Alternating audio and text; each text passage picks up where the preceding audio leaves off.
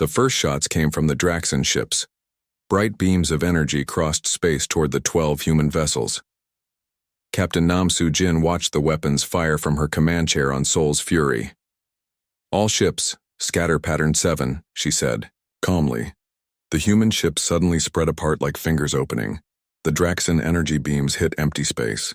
Before the enemy could fire again, the human ships were moving in ways that made no sense.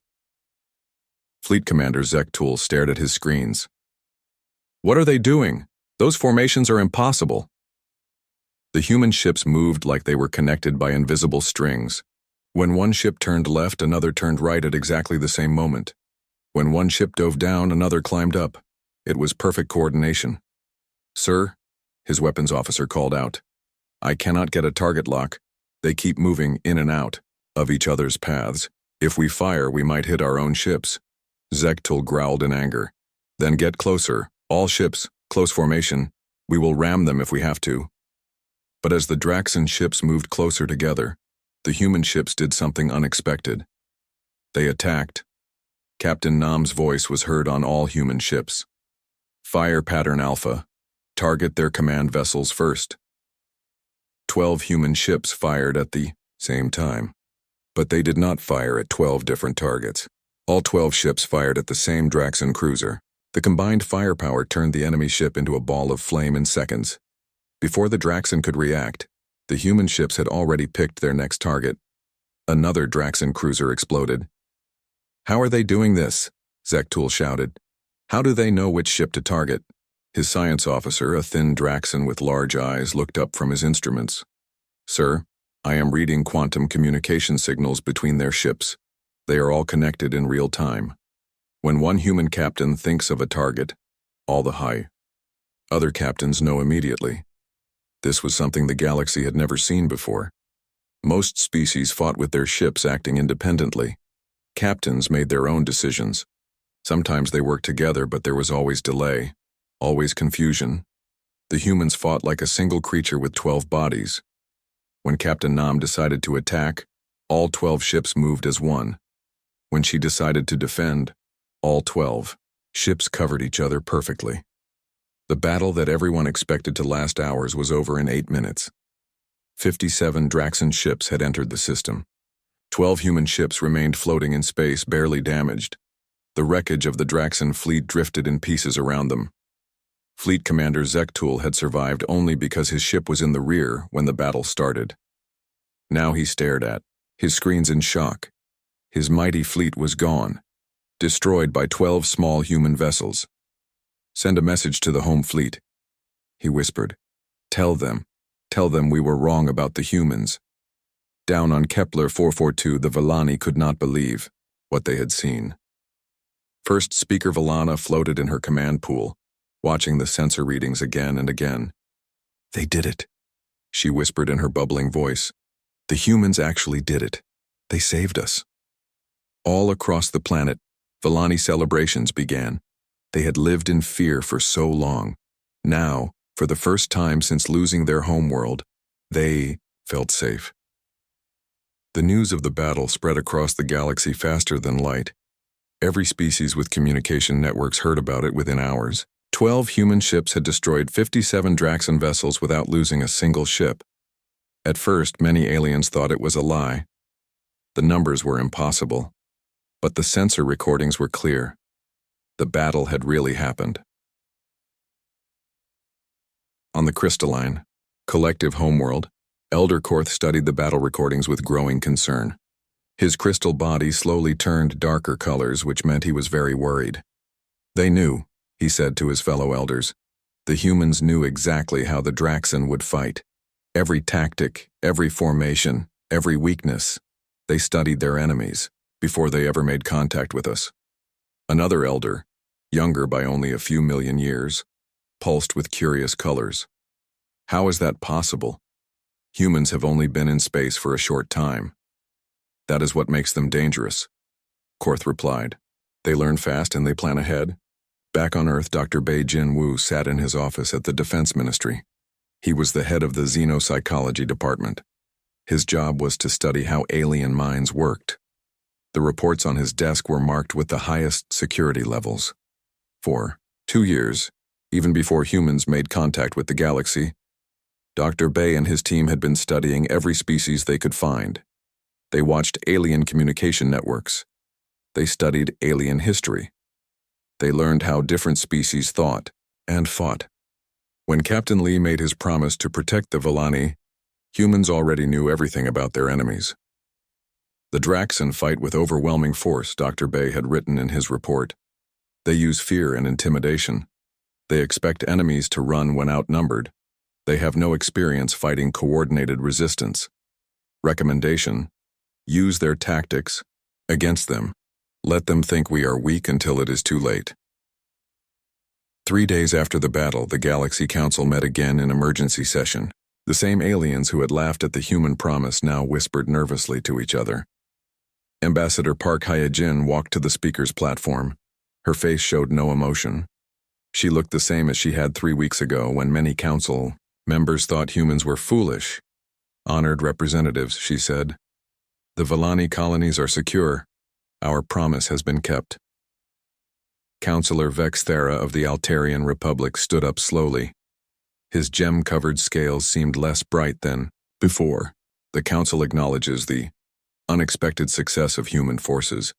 However, this was only one Draxan fleet. The Empire has many more ships.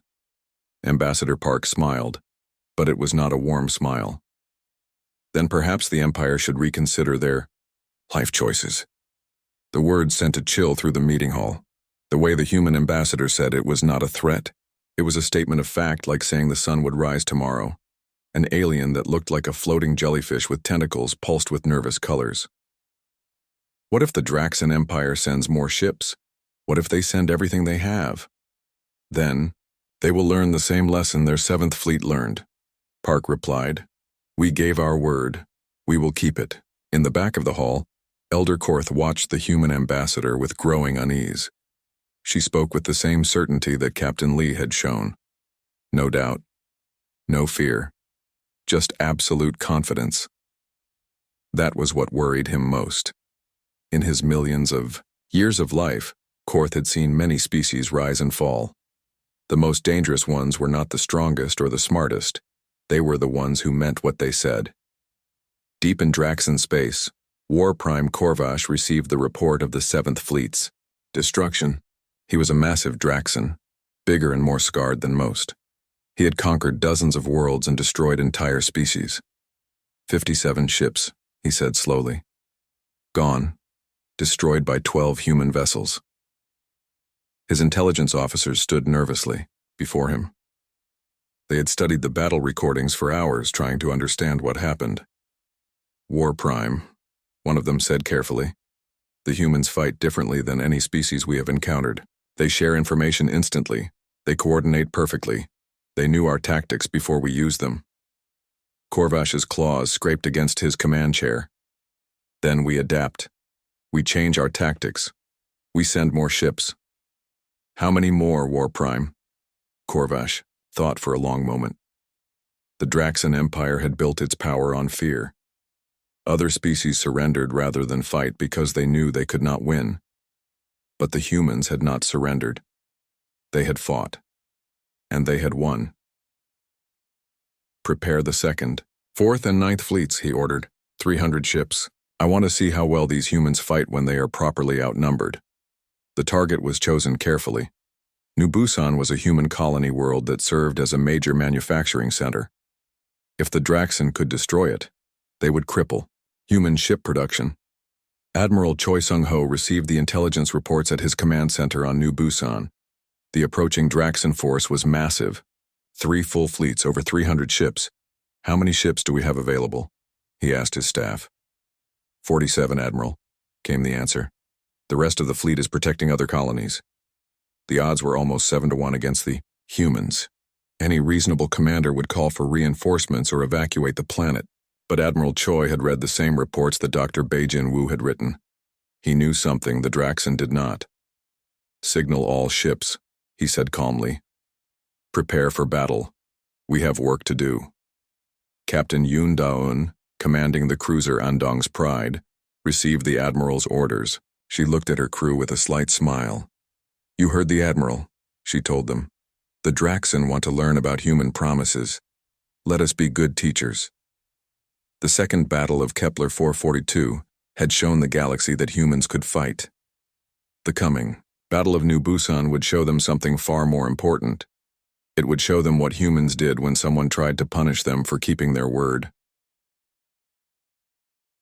War Prime Korvash's 3 fleets dropped out of hyperspace at the edge of the New Busan system. His sensors immediately detected the human defenders. 47 ships arranged in defensive positions around the planet. This will be easier than I thought, Korvash said to his officers. They cannot run. They have to protect their colony. We will crush them slowly. But as his ships moved into attack formation, something felt wrong. The human ships were not moving like frightened defenders. The big space station called Nexus Prime floated in the dark between stars. It was bigger than most cities on Earth. Today, creatures from 47 different worlds had come here. They all wanted to see something that had never happened before. Humans were going to speak to the Galaxy Council for the first time. Captain Lee Kyung-ho walked through the long metal halls. His boots made soft sounds on the floor. Behind him walked Ambassador Park Hee-jin and General Kim Tae-min. They wore their best uniforms. The blue and white colors of Earth looked strange next to all the alien beings they passed. Some aliens had too many arms. Others had no arms at all. Some breathed different air and wore special masks. A few floated in tanks of water. All of them stared at the 3 humans as they walked by. They think we are weak, General Kim said quietly. Let them think that, Ambassador Park replied. It will make things easier later. Captain Lee said nothing. He had seen the reports. He knew what the Draxen Empire did to worlds they conquered. He had seen the pictures of burning cities and empty planets. The thought made his hands tight into fists. They reached the big meeting room. The ceiling was so high that clouds could have formed up there. Seats arranged in circles went up and up like a mountain made of chairs. In the center was a small platform where speakers stood. Hundreds of aliens filled the seats. They made different sounds. Some clicked, others hummed. A few made noises like singing. But when the 3 humans entered, everything became quiet. An alien that looked like a tall bird with 4 wings stood up. This was Speaker Yatal, who ran the meetings. The council will now hear from the species called humans, the bird thing said. Its voice came from a machine that changed the sounds into words everyone could understand. Ambassador Park walked to the platform. She looked small down there with all those alien eyes watching her, but her voice was strong when she spoke. Members of the Galaxy Council, she began. We come from Earth. We are new to space travel. We know you are older and wiser than us, but we have something to offer. A creature that looked like a walking tree made a sound like wind and leaves. This meant it was laughing. Other aliens made their own laughing sounds. Ambassador Park waited until they were quiet. Then she continued. We know about the Vellani people. We know they lost their homeworld. We know they are scattered across small colonies now. We know the Draxen Empire wants to destroy them. Now the room became very quiet. The Vellani were fish-like people who lived in water. Their world had been beautiful once, covered in clean oceans. Then the Draxen came with their big ships and weapons. They took everything. The Vellani who escaped now lived in small groups on different worlds. They were always afraid. We want to help them, Ambassador Park said. We will protect all Vellani colonies. We will keep them safe from the Draxen. In return, we ask only for mining rights in 3 dead solar systems. No one lives there. The planets have no life. But they have metals we need. An alien that looked like a giant lizard with gems for scales stood up. This was Counselor Vexthera from the Altarian Republic. The Altarians were one of the most powerful species in the galaxy. These humans are very young, Vexthera said. His voice was like rocks grinding together. They have been in space for less than 100 Earth years. The Draxen Empire has thousands of ships. Humans have a few hundred at most. How can they protect anyone? Other aliens made agreeing sounds. They thought the human offer was foolish. Captain Lee stepped forward. May I speak? Speaker Yatal nodded with his bird head. Lee looked around the big room. His voice was calm and clear. We are young. We are few. But we give our word. We swear on the graves of our fathers and mothers. We swear on the lives of our children who are not yet born. The Villani will be protected. An old alien in the back made a soft sound. This was Elder Korth of the Crystalline Collective. His people had been watching the galaxy for millions of years. He had seen many species make promises. But something about the way the human captain spoke made him feel worried. There was no anger in the human's voice, no fear. Just certainty, like he was stating a simple fact. The voting began. Each species could say yes, no, or nothing. Many said nothing. They did not want to anger the powerful Draxan Empire. Some said no. They thought humans were too weak. But enough said yes. The vote passed by just 3 votes. Speaker Yatal announced the result. The Council approves the human proposal. Earth will protect the Villani colonies in exchange for mining rights. Ambassador Park bowed her head. Thank you. We will not fail. As the meeting ended, aliens began to leave. Many of them talked to each other in their different languages. Most thought the humans would run away when the Draxan came. It was just politics, they believed. Humans would make excuses and leave the Villani to die. But Elder Korth stayed in his seat. His crystal body changed colors slowly, which meant he was thinking hard. In all his long life, he had learned to read the signs. The way Captain Lee spoke was different. There had been no doubt in his voice, no hidden meanings, just a simple promise. And Elder Korth knew something that many younger species had forgotten. The most dangerous promises were the ones people meant to keep. 3 weeks later, the Draxan 7th Fleet arrived at a world called Kepler 442. 30,000 Villani lived there in underwater cities. They grew food in the oceans and raised their young in safe pools. It was the biggest group of Villani left alive. Fleet Commander Zektul sat in his command chair on the bridge of his warship. He was a large reptile-like creature with sharp teeth and claws. His ship was called Death's Edge, and it had destroyed many worlds. How many human ships are here? He asked his officers. 12 ships, Commander, came the answer. All small. The biggest is what they call a cruiser. Zektul laughed, showing all his teeth. 12 ships? The great human protectors send 12 ships against 57 Draxan warships? He opened a communication channel to the human ships. Human vessels, this is Fleet Commander Zektul of the Draxan Empire. You will leave this system immediately. The creatures on this world belong to us. Resist, and you will be destroyed. The human answer came quickly. The voice was female and very calm. Draxan Fleet, this is Captain Nam Soo-jin of the Earth Defense Force. The Villani are under our protection. If you want them, you will have to go through us. Zektul could not believe what he was hearing. Did she just tell us to fight? 12 ships against 57? His second-in-command, a smaller Draxan with scars on his face, looked confused too.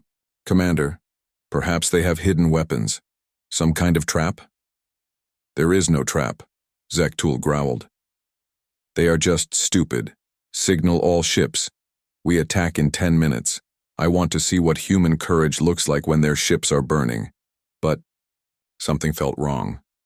In all his battles, Zektul had learned to sense fear. Enemy captains always sounded afraid when they were outnumbered.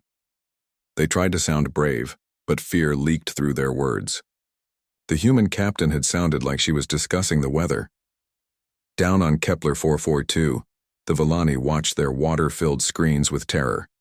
Their leader, First Speaker Villana, had called all the colony heads together. The humans have only 12 ships, she said. Her voice bubbled through the water she breathed. We should evacuate. We can take the young ones to the emergency shelters. But there was nowhere to go. The Draxan ships surrounded the planet. Even if some Villani escaped, the Draxan would hunt them down later. In space above them, Captain Nam Soo-jin looked at her own screens. 57 enemy ships in attack formation. Her small fleet looked like toys next to the massive Draxan warships. All ships. This is Sol's fury. she said on the communication channel that connected all human vessels. Remember what we promised. Remember why we are here.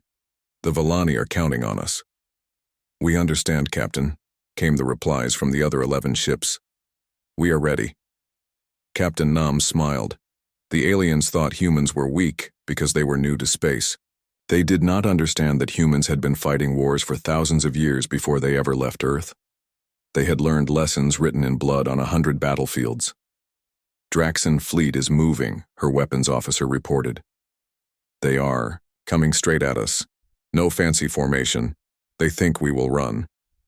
Then let us show them how wrong they are, Captain Nam said. All ships, execute Battle Plan Delta. For Earth, for the promise we made. The 12 human ships began to move. They did not run away. They flew straight toward the incoming Draxon fleet. To anyone watching, it looked like suicide. But Elder Korth, monitoring the battle from his distant world, watched the sensor readings with growing dread. The human ships moved with perfect coordination. Each one knew exactly where the others would be. It was like watching a dance, a very deadly dance. The Battle of Kepler 442 was about to begin, and the galaxy was about to learn what happened when humans made a promise they intended to keep. War Prime Corvash did not wait for more talk. His 3 fleets began their attack on the 47 human ships defending New Busan. Energy beams and missiles filled the space between worlds like deadly fireworks. Admiral Choi Sung-ho watched the enemy approach from his command ship, the battlecruiser Seoul's Thunder. His face was calm, but his hands moved quickly across the control panels. All ships, formation Delta 7, he ordered. Let them come close. The human ships moved like dancers in space. Each one knew exactly where the others would be. When the Draxon ships fired, the humans were already somewhere else. When the humans fired back, their shots hit with perfect accuracy. Captain Yoon Da-eun commanded the cruiser Andong's Pride on the left side of the human formation. She watched her screens as Draxon ships exploded one after another. It is like shooting targets at practice, she told her weapons officer. They still fight the same way they always have. The battle that War Prime Corvash expected to win in 1 hour stretched into 12 hours of continuous fighting. The human ships never seemed to get tired.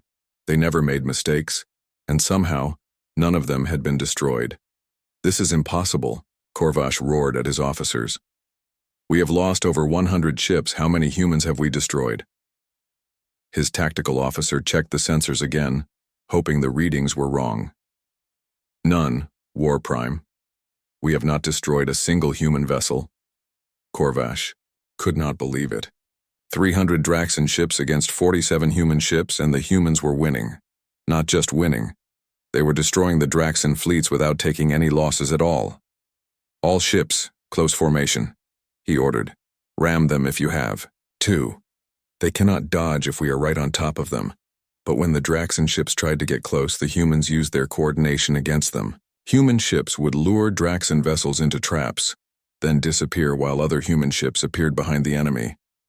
Captain Park Jung-woo commanded the destroyer Incheon's Blade. He had just finished destroying his 3rd Draxon cruiser when he saw War Prime Corvash's flagship trying to ram Admiral Choi's command ship. Admiral, enemy flagship approaching fast. He called over the communication system. I see him, Admiral Choi replied calmly. Watch and learn. Instead of running away, Admiral Choi flew his ship straight toward the massive Draxon flagship. Eru. The last second, he used his ship's momentum to spin around the enemy vessel. The movement was so precise that the Draxan ship's own speed carried it straight into another Draxan warship. The explosion was visible from the planet's surface. War Prime Corvash's flagship and 3 other Draxan ships were destroyed in a ball of fire that lit up space. With their leader dead, the remaining Draxan ships lost all coordination. Some tried to run, others kept fighting. Many began firing at each other in the confusion. Cease fire, Admiral Choi ordered his ships. Signal the surviving Draxon vessels. Tell them they have one chance to retreat. Less than 80 Draxon ships remained from the 3 fleets that had attacked New Busan. They limped away into hyperspace, leaving over 200 wrecks floating in space. The Battle of New Busan was over. Once again, not a single human ship had been lost. On the planet below, the colonists cheered. They had watched the battle on their screens, holding their breath every time Draxan ships fired. Now they were safe, protected by their defenders who seemed impossible to defeat. But in the deep heart of Draxan space, the Empire's ruling council was meeting in their capital city. The council chamber was a dark place built from black stone, decorated with the skulls of conquered enemies. Supreme War Prime Thekvar was the largest and most powerful of all Draxan. His claws could cut through metal. His teeth could bite through armor. He had personally killed the leaders of 12 different species. Now he sat in his throne, reading reports of another impossible defeat. 6 fleets, he said slowly. 6 full fleets destroyed by a few hundred human ships. How is this possible? Intelligence Prime Vorsith was the smartest of the Draxan, tasked with understanding their enemies. He had been studying the human battles for weeks. Supreme War Prime, he said carefully. The humans do not fight like any species we have known.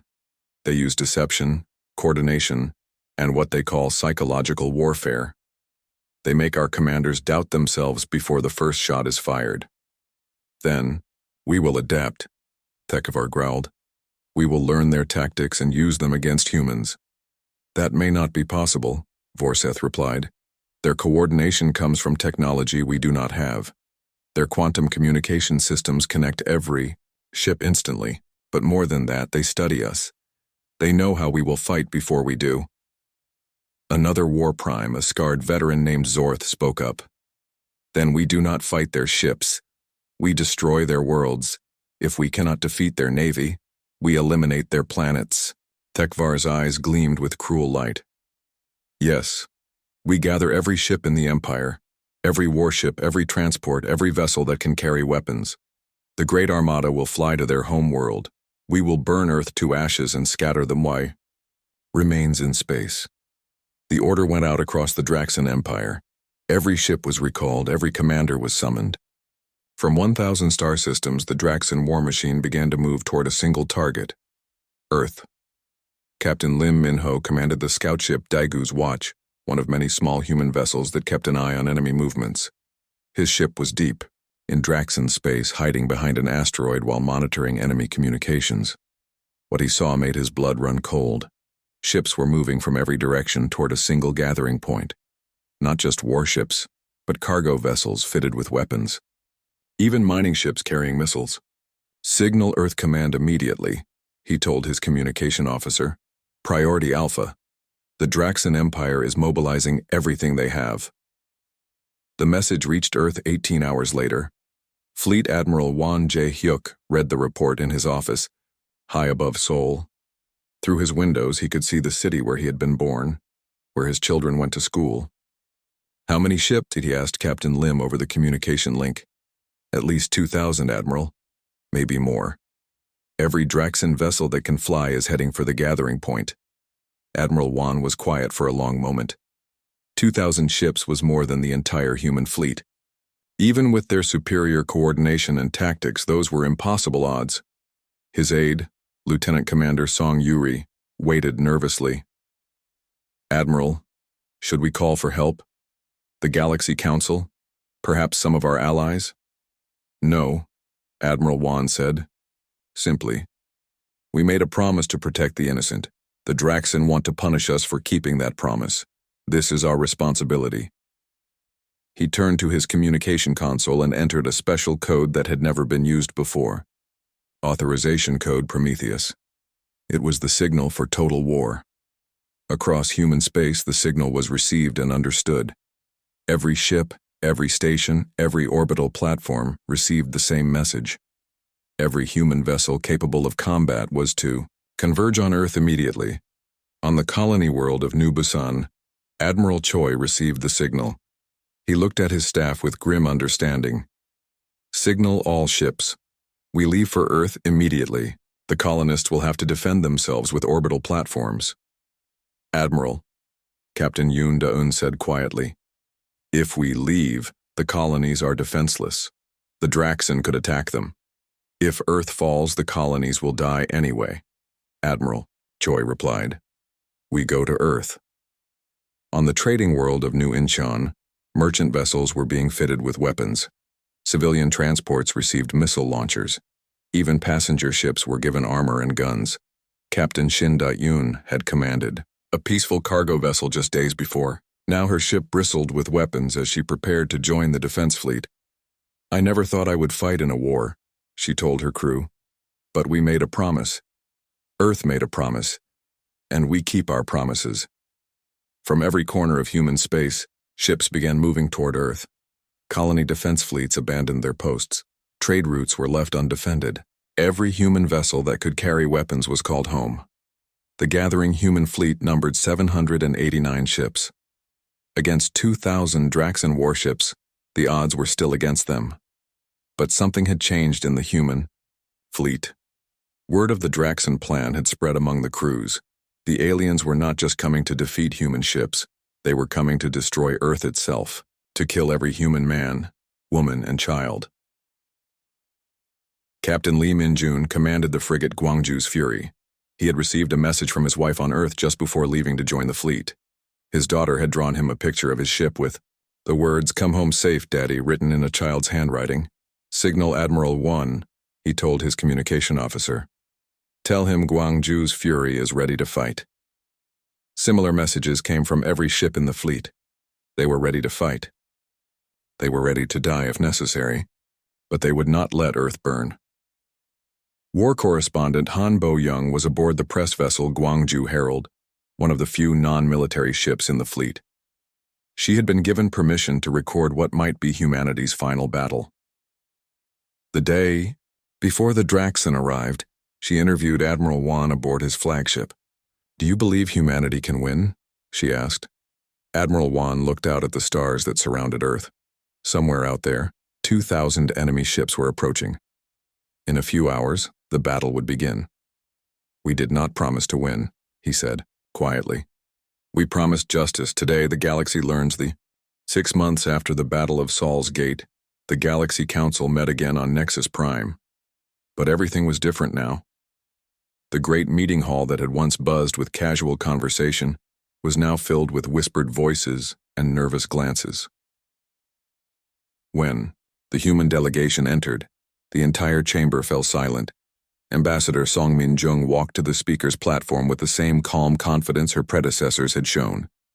Behind her walked General Yu Sang-ho and Captain Hwang Ji-eun. They wore the same blue and white uniforms of Earth, but now those colors carried weight across the galaxy.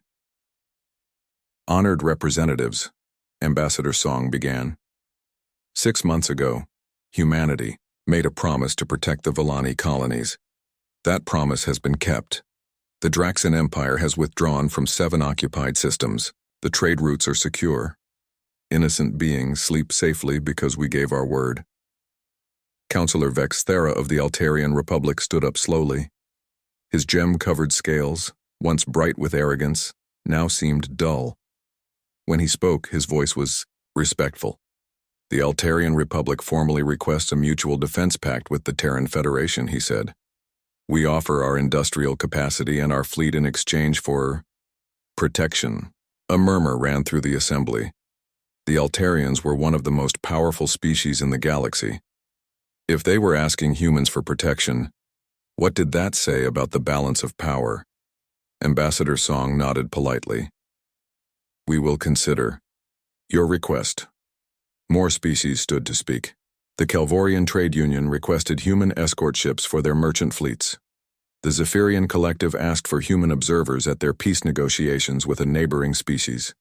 Even the proud Nexari Empire, who had never asked anyone for help, quietly requested a meeting about mutual interests. All across the galaxy, the same pattern was emerging. The weak sought human protection. The strong sought human friendship. Elder Korth of the Crystalline Collective watched the proceedings with growing unease. After the public session ended, he requested a private meeting with Ambassador Song. They met in a small chamber deep inside Nexus Prime. Elder Korth's crystal body pulsed with worried colors as he spoke. "You have made the galaxy afraid," he said. Fear breeds resentment. Resentment breeds war. What will you do when they unite against you? Ambassador Song considered the question carefully. Elder Korth, you have lived for millions of years. In all that time, how many species have united against a common enemy? Very few, Korth admitted. Most species are too concerned with their own interests.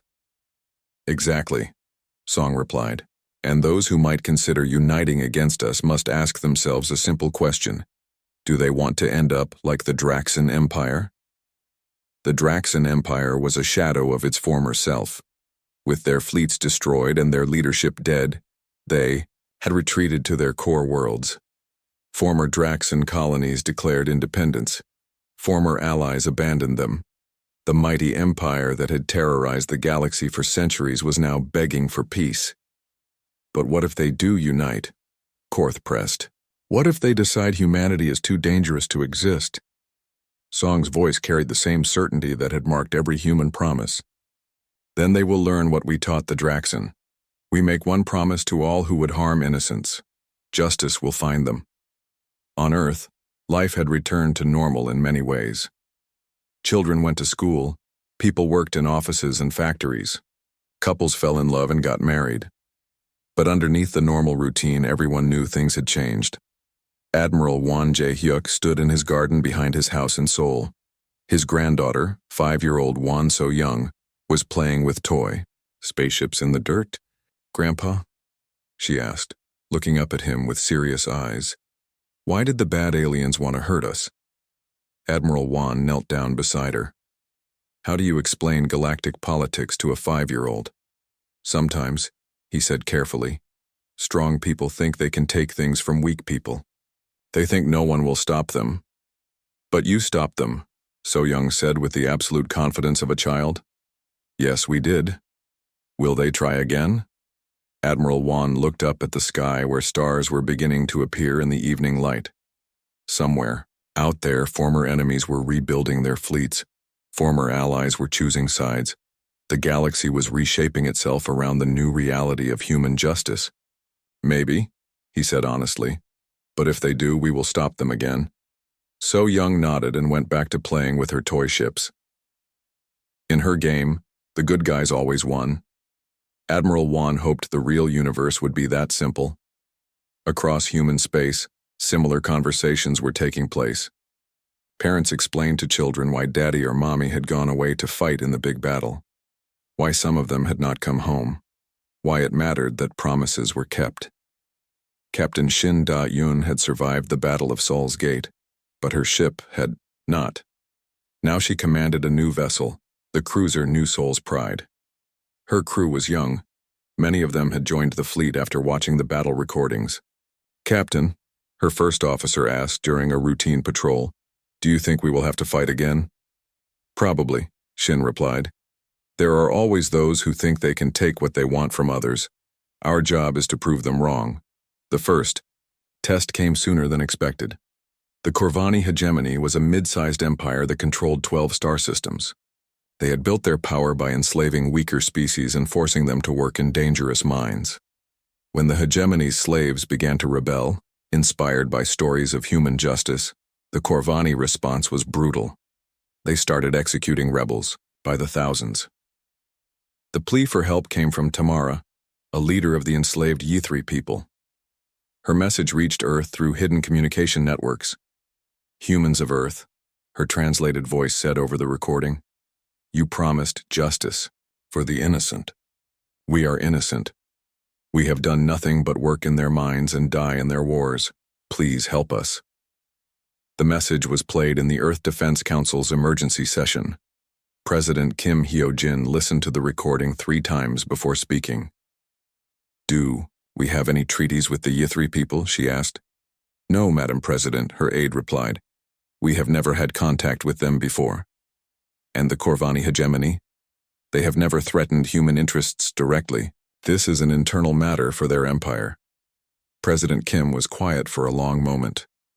By every rule of galactic politics, this was not humanity's problem. They had no obligation to get involved. But 6 months ago, humanity had also had no obligation to protect the Villani colonies. Signal Admiral Wan, she said. Tell him to prepare the Third Fleet. We have a promise to keep.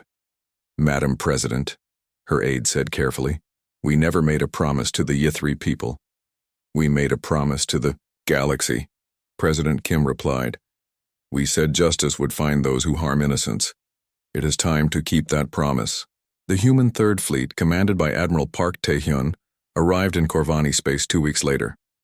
57 ships against the entire Corvani Navy. Hegemon Vorthak, the leader of the Corvani, sent a message to the human fleet. Human vessels, you have no business here. This is an internal matter of the Corvani hegemony. Withdraw or face the consequences. Admiral Park's response was broadcast on all frequencies, so every ship in the system could hear it. Hegemon Vorthak, you are executing innocent civilians. This ends now. Release all enslaved populations and withdraw to your home system. You have 1 hour to comply. And if we refuse, Vorthak demanded, then you will join the Draxan Empire in learning what justice costs. The Battle of Corvani Prime lasted 3 hours. When it was over, the Corvani fleet was destroyed, their slave camps were liberated, and Hegemon Vorthak was in human custody awaiting trial for crimes against sentient beings. The news spread across the galaxy faster than light. Humanity had acted again, not to protect their own interests, but to enforce their concept of justice on others. Some species applauded. The freed Yithri people named their first free city New Earth in honor of their liberators. Dozens of enslaved populations across the galaxy sent messages of thanks and hope, but others were terrified. If humans would attack the Corvani for enslaving aliens, what would they do to other oppressive regimes? On the crystal world of the collective, Elder Korth gathered his fellow elders for an emergency session. The humans have crossed a line, he said, his crystal body pulsing with urgent colors. They are no longer just defending themselves or their allies. They are imposing their will on the entire galaxy. Is that necessarily bad? Asked Elder Scythe, younger by several millennia. The enslaved Yithri are free. The Corvani can no longer, oppress others. Is this not an improvement? It is dangerous, Korth replied. Who decides what is just? Who gives humans the right to judge other species? What happens when they decide our way of life is unjust? But even as Elder Korth voiced these concerns, he knew the answer. Humans had given themselves the right to judge. They had the power to enforce their judgments, and they had shown they would use that power regardless of the consequences. The galaxy was learning a new rule. Harm innocence, and humanity would find you. On Earth, Dr. Kim Ye-jin worked late in her office at the Eidur University of Seoul. She was writing the definitive history of this period, trying to understand how a species barely 2 centuries in space had changed the balance of galactic power. The key, she wrote, was not human technology or tactics.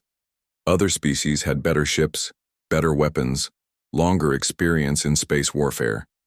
The key was human psychology. The Battle of Saul's Gate began at exactly 14:23 GMT on October 15, 2387. Supreme War Prime Thekvar gave the order from his massive ship Bone Crusher, and 2,000 Draxan vessels began their attack on the human homeworld. Admiral Wan Jae-hyuk stood on the bridge of his flagship, Earth Shield, watching the enemy fleet approach.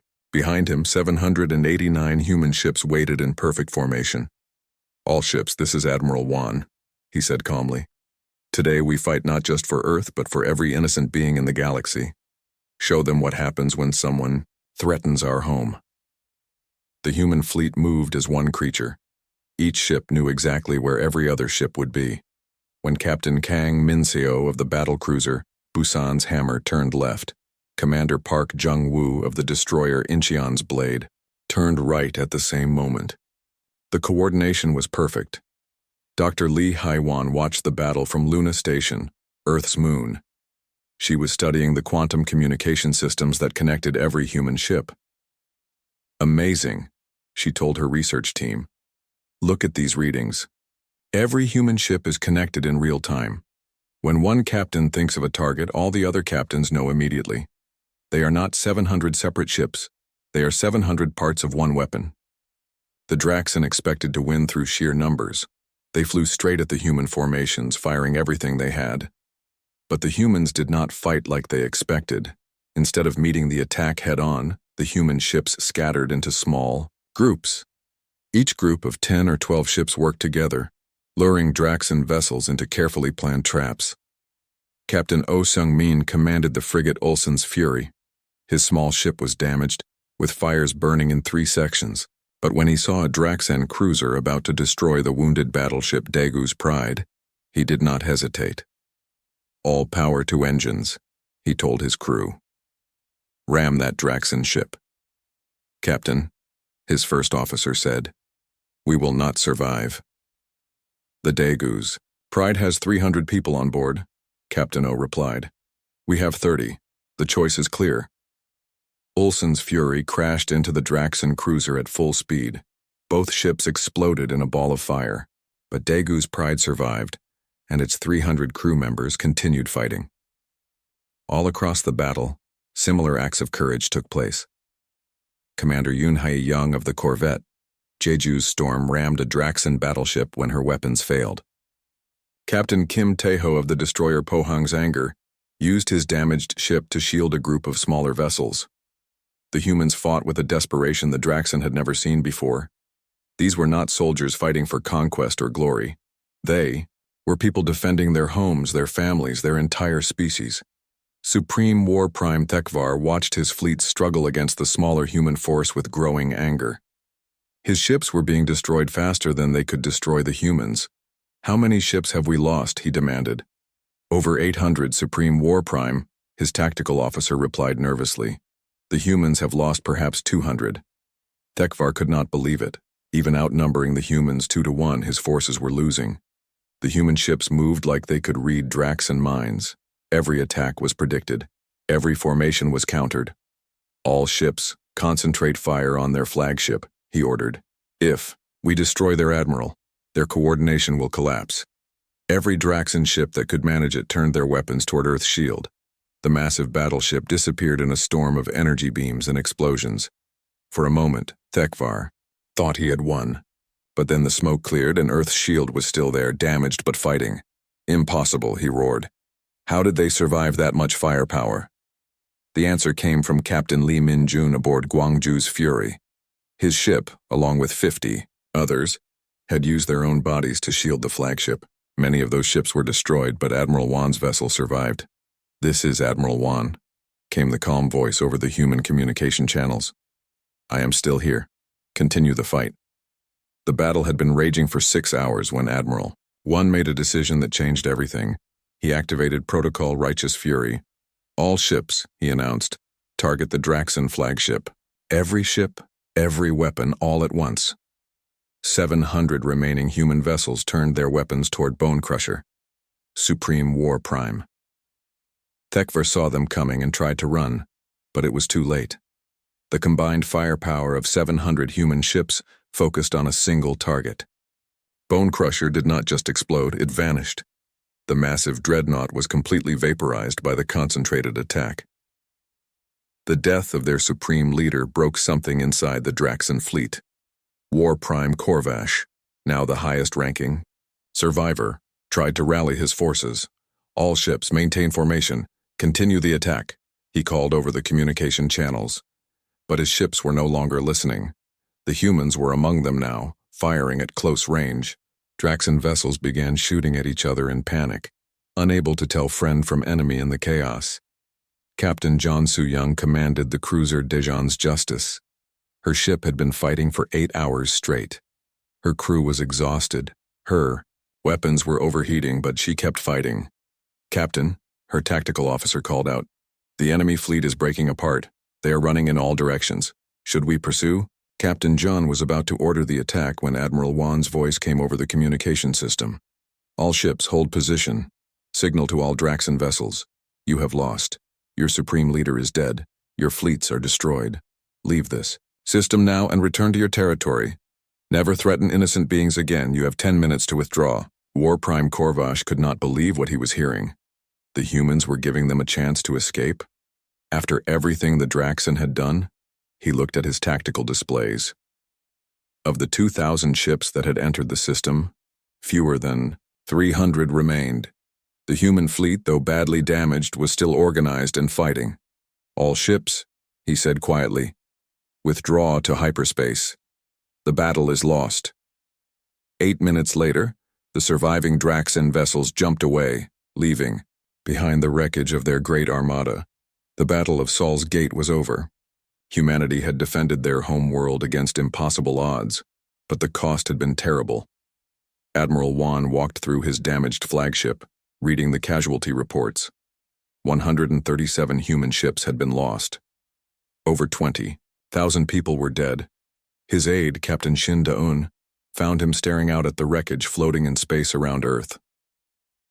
"Admiral," she said quietly, "the media wants to interview you. They are calling this the greatest victory in human history." Admiral Wan did not feel like celebrating. Too many good people had died. Too many ships would never return home. "Was it worth it, sir?" Captain Shin asked the question that haunted everyone who had survived the battle. Admiral Wan looked at the blue and green planet that hung in space before them. Earth was still there. The cities still stood. Children were still playing in parks and going to school. "We gave our word," he said simply. "We swore justice. The galaxy may tremble from it, but our word is kept." On the surface of Earth, celebrations began in every city. People poured into the streets cheering and crying with relief. Their world had been saved. Their defenders had come home, but in the quiet government offices, leaders were already thinking about what came next. The Draxan Empire was broken, but they were not destroyed. Other species had watched humanity fight. Some would be impressed. Others would be afraid. Dr. Bei-Jin Wu, the xenopsychology expert, submitted his report to the Defense Ministry the day after the battle. "The galaxy will never be the same," he wrote. "We have shown that promises have power, that justice can be enforced. Some species will welcome this. Others will see us as a threat to their way of life. We must be prepared for both reactions." Across the galaxy, the news of humanity's victory spread quickly. On dozens of worlds, weak species looked up at the stars with new hope. Maybe the strong could no longer prey on them without consequence. But on other worlds, powerful species began to worry. If humans could defeat the Draxan Empire, what might they do to other oppressors? Elder Korth of the Crystalline Collective watched the aftermath. From his ancient world, his crystal body pulsed with colors that showed deep concern. "They have changed everything," he told his fellow elders. "For millions of years, the galaxy has operated on a simple rule. The strong take what they want from the weak. Now the humans have introduced a new concept." "What concept is that?" asked a younger elder. "Accountability," Korth replied. "The humans have shown that actions have consequences, that promises must be kept, that justice can be enforced even against the strongest empires." "And you think this is bad?" Korth's colors shifted to even darker hues. "I think it is dangerous. The galaxy's power structure is based on inequality. If the weak no longer fear the strong, if promises actually mean something, then everything changes." "Perhaps it needs to change," the younger elder suggested. "Perhaps," Korth agreed. "But change is always painful. And those who benefit from the old system will not give up their power easily." On Earth, Admiral Wan stood in his office and looked at a picture on his desk. It showed his daughter when she was young, smiling and holding a toy spaceship. She was grown now, with children of her own. Because of the battle, she would live to see them grow up too. "We kept our word," he said to the empty room. "We swore justice, and we delivered it."